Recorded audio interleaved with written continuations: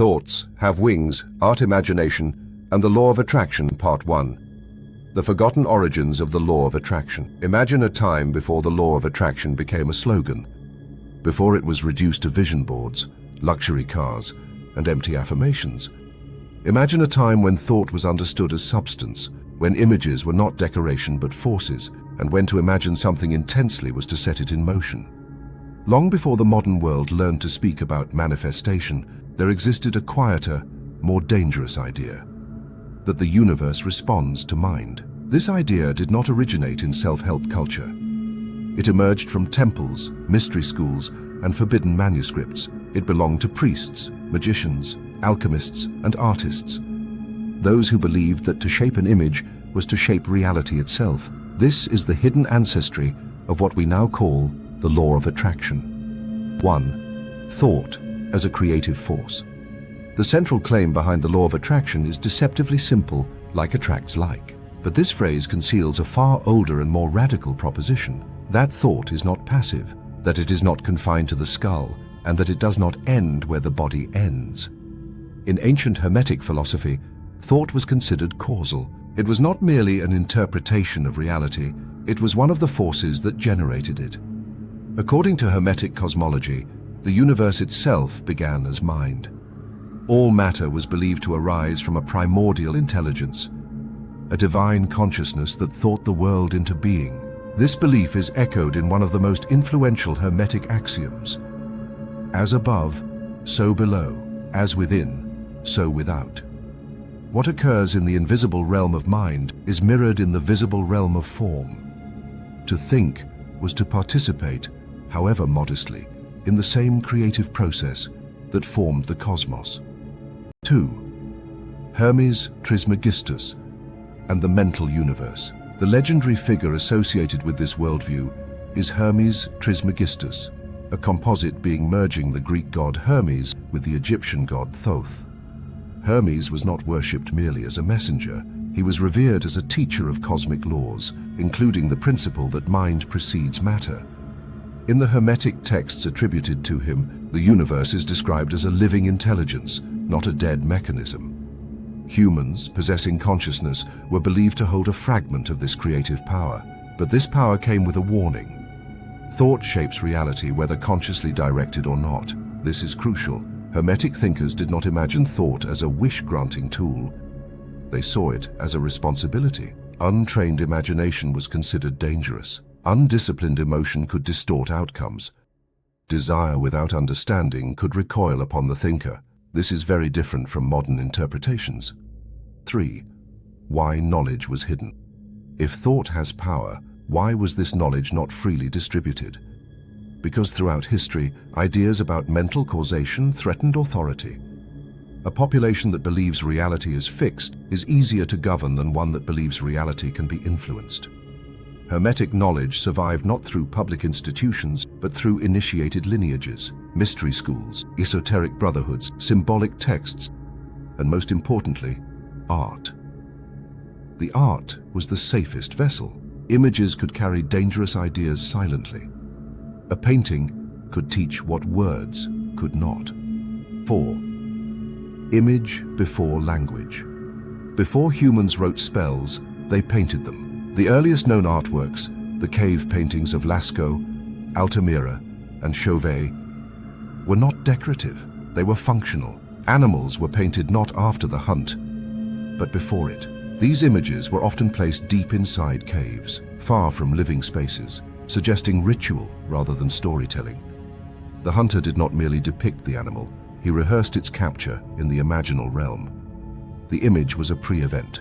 This is one of the earliest expressions of what we would later call manifestation. 5. Ancient Egypt. Painting eternity. No civilization understood image power more clearly than ancient Egypt. To the Egyptians, an image was not a symbol of a thing, it was the thing on another level. A painted servant in a tomb could serve the dead in the afterlife. A painted loaf of bread could feed the soul. Statues were activated through ritual so that divine forces could inhabit them. Art was not representational. It was operative. This belief shaped every aspect of Egyptian visual culture. Wall paintings, relief carvings, and hieroglyphs which were images before they were letters. Hieroglyphs themselves were considered alive. To carve a symbol was to set a force in motion. This is not metaphor. This was ontology. 6. The transition to Western esotericism. As Greek philosophy absorbed Egyptian ideas, image magic evolved into abstraction. Plato suggested that material reality was a reflection of ideal forms. Later, Hermetic thinkers combined this idea with Egyptian image practice. Images became bridges between invisible forces and visible matter. This fusion would later resurface in Neoplatonism, Gnosticism, Renaissance magic, and eventually modern theories of mental attraction. But one group preserved image magic more faithfully than philosophers: artists. 7. The artist's secret role. In ancient and medieval contexts, the artist was not merely a craftsman. He was an intermediary.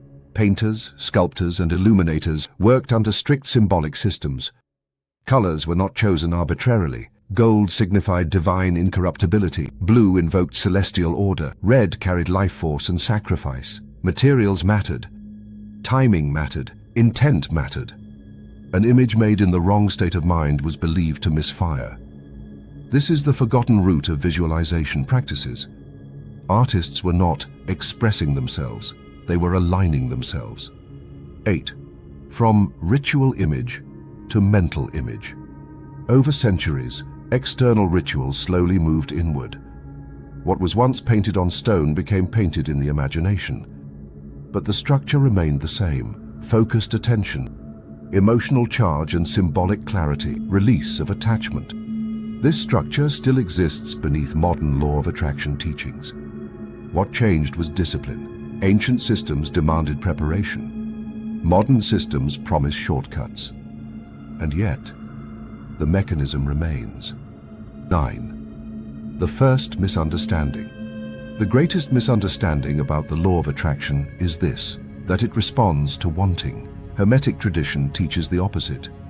Reality responds not to desire, but to state of being. Artists understood this intuitively.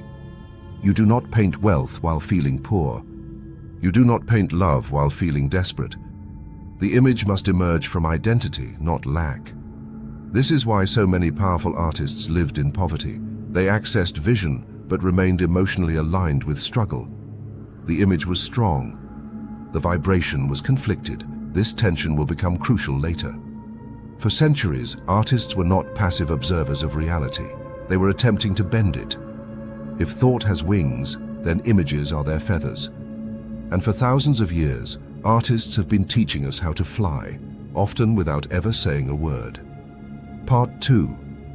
Image magic: how artists tried to shape reality. If thought is the invisible architect of reality, then the image is its blueprint. For most of human history, images were not created to be admired. They were created to work. To paint was to intervene. To sculpt was to anchor an invisible force into matter. To draw a symbol was to invite a presence. What we now call art history was once applied metaphysics. 1. The image as a magical act. In pre-modern cultures, an image was never neutral. It either attracted, repelled, invoked, or stabilized a force. This belief did not belong only to shamans or priests. It shaped entire visual systems. An image could call rain, ensure fertility, protect a city, heal illness, attract wealth, or secure love. But the image had to be constructed correctly. Form, material, color, timing, and intent had to align. This is the original logic behind manifestation rituals. 2. Talismans, images that attract.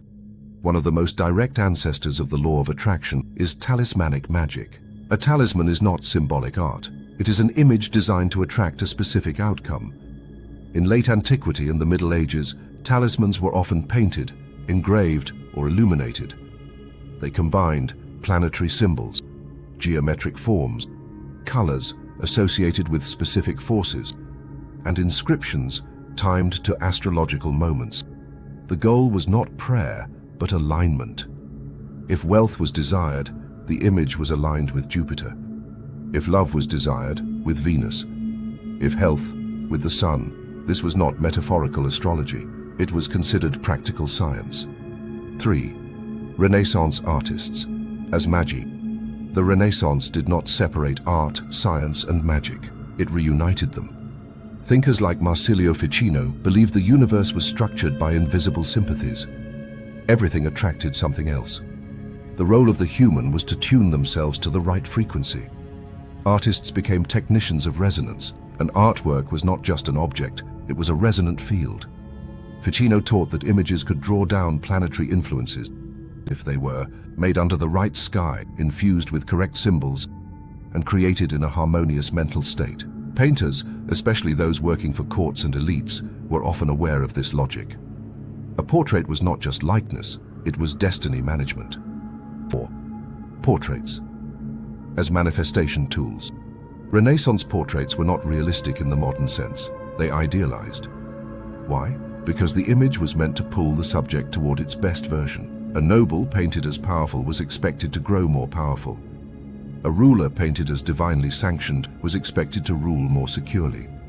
This is a subtle but important distinction. The painting was not recording reality.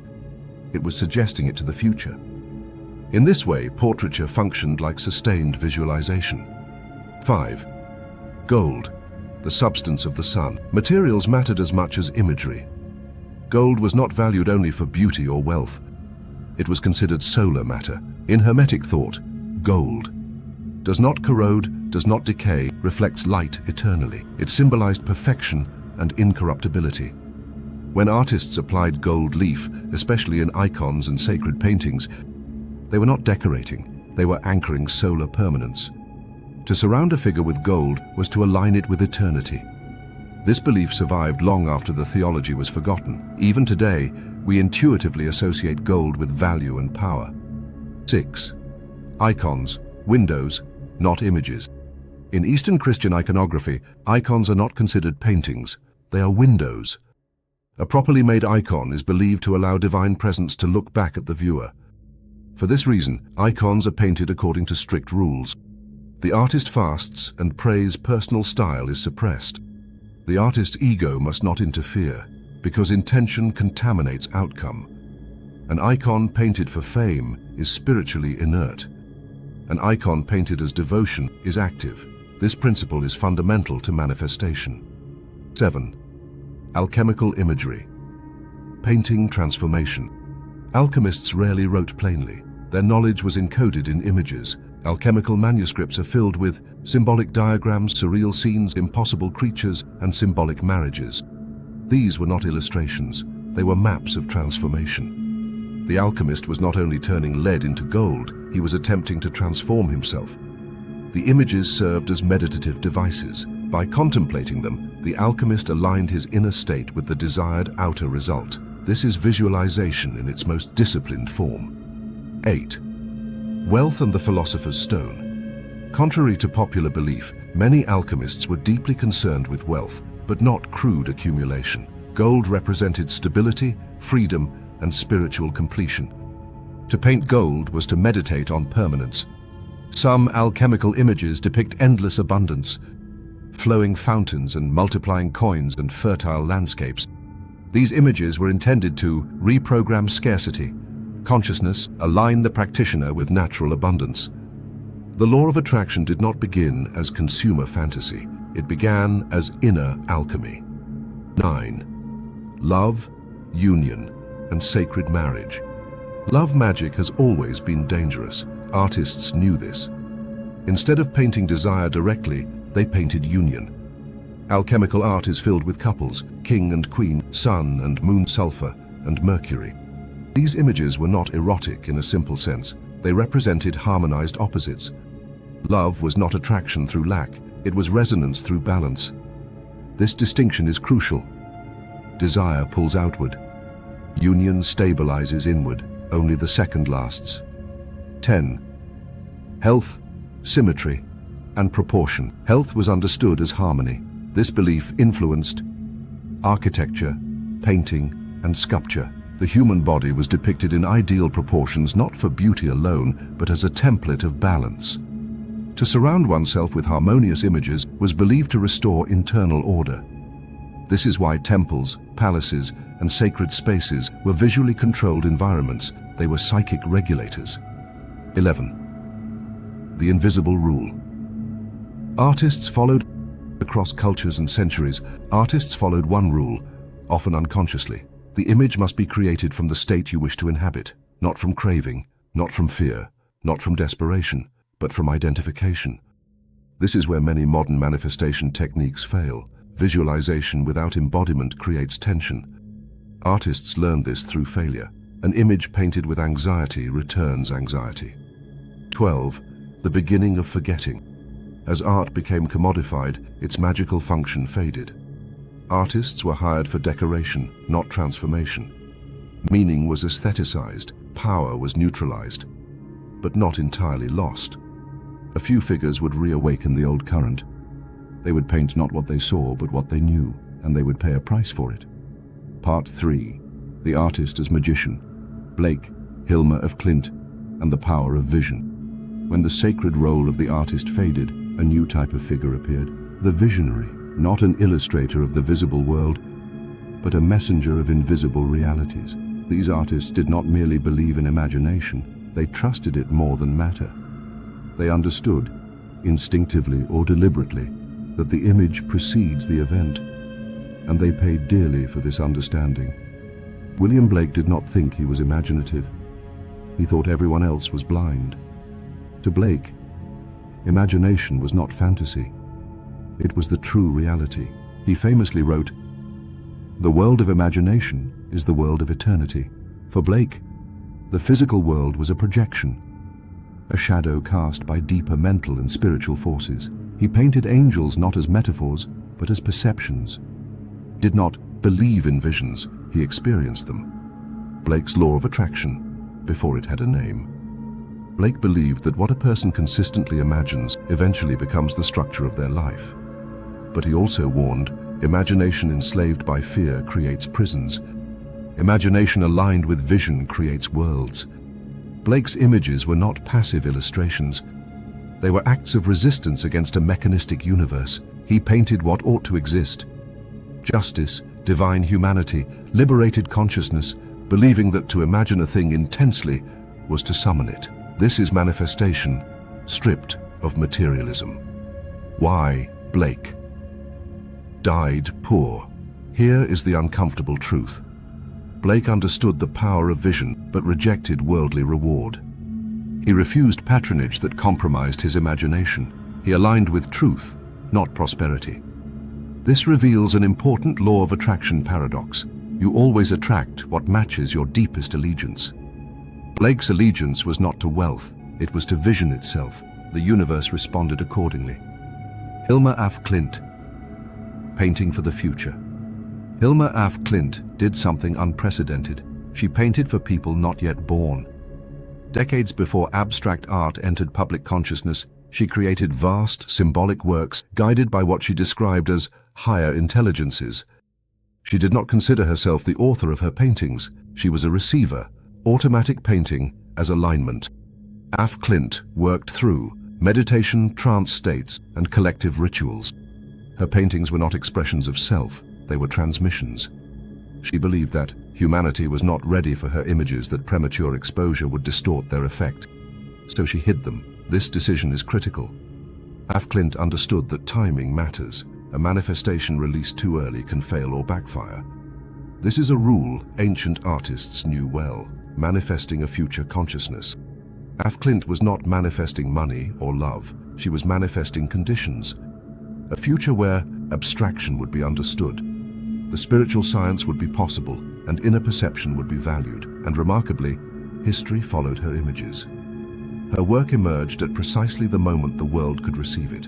This is law of attraction, operating across generations. 3.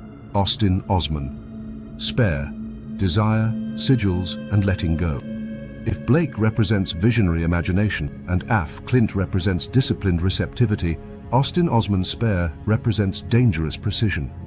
Spare treated desire as raw energy, but he rejected repetition and affirmation. Instead, he developed sigil magic. Sigils, visualize desire, then forgotten. Spare's method was ruthless. 1. Reduce a desire to a sentence. 2. Strip the sentence of language. 3. Compress it into a symbol. 4. Charge it emotionally. 5. Forget it completely, because attachment interferes. Spare understood something. Modern manifestation culture often ignores that conscious obsession blocks unconscious execution. The sigil bypasses the thinking mind and embeds intent directly into deeper layers. This is visualization without ego. Spare's life reads like a warning. Early success, public recognition, then decline, poverty, isolation. Spare understood desire but rejected stability. He manifested moments, not structures. This highlights a second law of attraction, truth. What you attract depends on what you can sustain. Artists often access powerful states but cannot remain there. And again, the universe responds accordingly. Why artists often fail to manifest wealth? This question haunts modern creatives. If imagination is powerful, why are artists poor? The answer is not moral, it is structural. Artists access vision, intermittently identify with struggle, romanticize suffering, mistrust, stability. Their images may be powerful, but their self-concept contradicts abundance. Manifestation follows identity, not talent. This is the hardest lesson. 5. The forgotten discipline. Ancient systems trained imagination gradually. Modern artists are thrown into it unprepared, without grounding. This is why old schools insisted on ritual, repetition, silence, and preparation. The image was never enough. The artist had to change first. 6. Image versus identity. This is the key distinction. Image is what you visualize. Identity is what you believe you are. Reality follows identity. Artists often visualize greatness while identifying as outsiders. The contradiction cancels the spell. Ancient artists avoided this by embedding themselves in tradition, working anonymously, aligning with archetypes rather than ego. This stabilized manifestation. 7. The artist. As channel, not controller. Blake, F. Clint, and Spare all understood this in different ways. The artist does not command reality. The artist aligns with it. The law of attraction is not force, it is permission. When alignment occurs, events unfold without strain. When it doesn't, effort increases and results diminish. 8. The turning point. Modern law of attraction teachings often promise control. Ancient traditions warned against it. The artist who tries to dominate outcome loses access to flow. The artist who becomes transparent attracts effortlessly. This is not mystical language, it is practical psychology refined over centuries. We have seen how artists tried to bend reality through image, vision, and desire. Now we turn inward because the final canvas is not the painting, it is your life. Part 4. Your life is the canvas. Visualization, failure, and the final law. Every era translates ancient knowledge into its own language. What the ancients called sympathy, what Hermeticists called correspondence, what artists encoded in image and ritual, the modern world calls the law of attraction. The mechanism did not change, only the vocabulary did. And in translation, something essential was lost. 1. Modern manifestation, a fragment of a whole contemporary law of attraction. Teachings emphasize positive thinking, affirmations, visualization. These techniques are not wrong. They are incomplete. They focus almost exclusively on the mental image, while ignoring the deeper structure that makes the image effective. Ancient systems understood that visualization alone is like sketching without changing the terrain. The image initiates movement, but identity determines direction. 2. Visualization. As mental painting. Visualization is not imagining what you want, it is imagining who you are when it already exists. This is why affirmations often fail. They conflict with self-concept. An artist does not paint abundance while believing themselves undeserving. The brush hesitates. The same happens internally. 3. Emotional charge, the binding agent. Emotion is what binds thought to form. Excitement fades, hope fluctuates, fear destabilizes.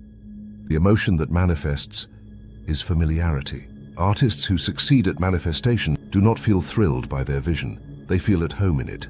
This is the emotional state most LOA teachings overlook. 4.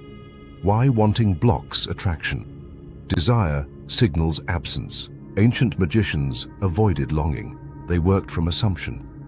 This is why rituals often included costumes, titles, and role-playing.